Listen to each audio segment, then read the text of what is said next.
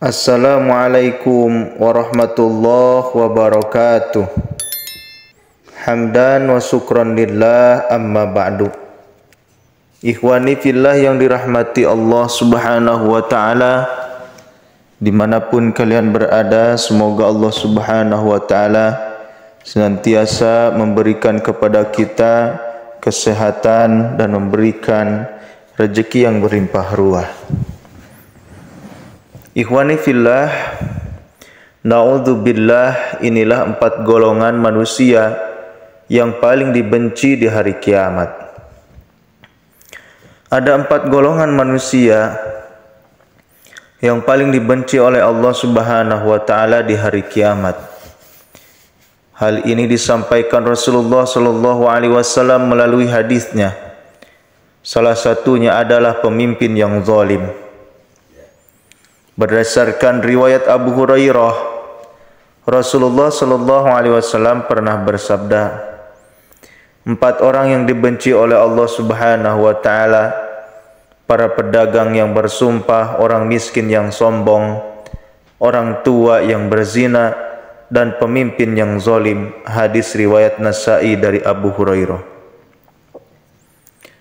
Dalam hadis lain telah mengabarkan kepada kami Muhammad bin Al-Muthanna.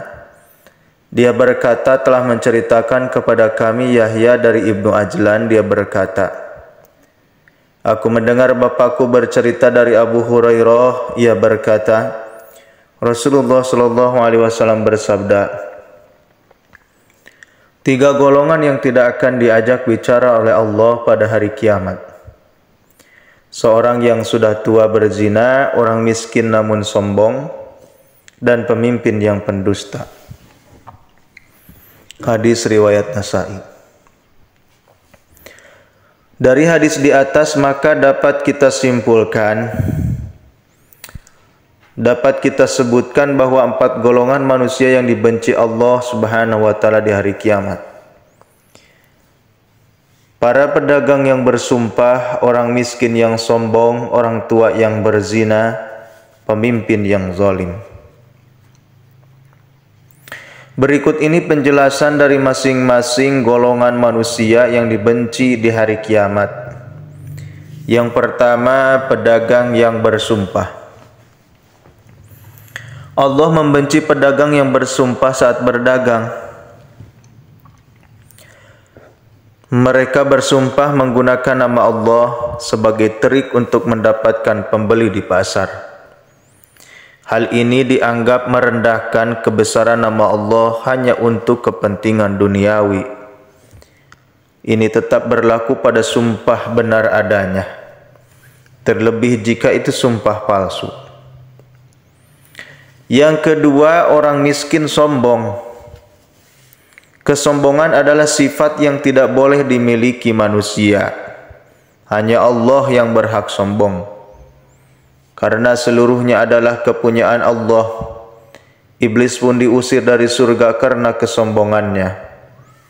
Orang miskin sombong memiliki tingkat keparahan tersendiri. Sombong biasanya dilakukan orang kaya karena harta atau kedudukannya. Tetapi orang miskin sombong ini tidak memiliki harta kekayaan. Padahal sebetulnya Allah telah melindunginya dari dunia. Namun ternyata dia justru sombong dan tidak bersyukur atas kenikmatan sebagai orang miskin. Yang ketiga, orang tua yang berzina. Zina sudah tentu termasuk perbuatan sangat tercela.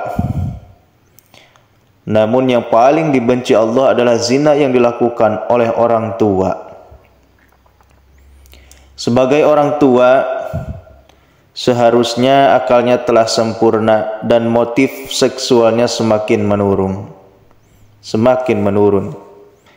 Mereka seharusnya semakin ingat akan kematian yang terus mendekat. Namun orang dengan golongan ini justru berzina di usia yang sudah tua. Yang keempat, pemimpin yang zalim. Terakhir adalah golongan pemimpin zalim.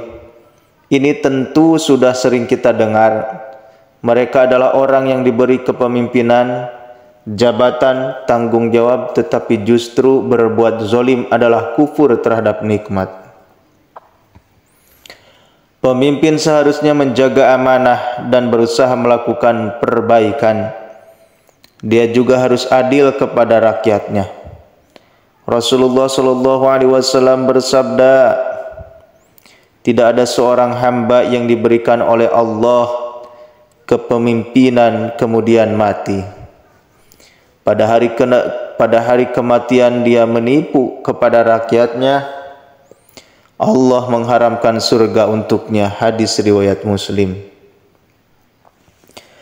Demikian tadi telah kita ketahui 4 golongan manusia yang dibenci di hari kiamat, yaitu pedagang yang bersumpah, orang miskin yang sombong, orang tua yang berzina, dan pemimpin yang zalim.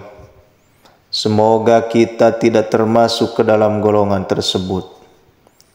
Ikhwani fillah yang dirahmati Allah Subhanahu wa taala dimanapun kalian berada, semoga Allah Subhanahu wa taala selalu memberikan kepada kita semua kekuatan iman dan Islam, kekuatan untuk mengamalkan agama yang sempurna seperti yang telah dicontohkan oleh baginda Nabi Muhammad SAW kepada kita semua. Oleh karena itu, marilah kita selalu berdoa kepada Allah Subhanahu wa taala yang Maha Ghafur, agar Allah Subhanahu wa taala senantiasa memberikan ampunannya kepada kita semua. Amin ya Allah ya rabbal alamin.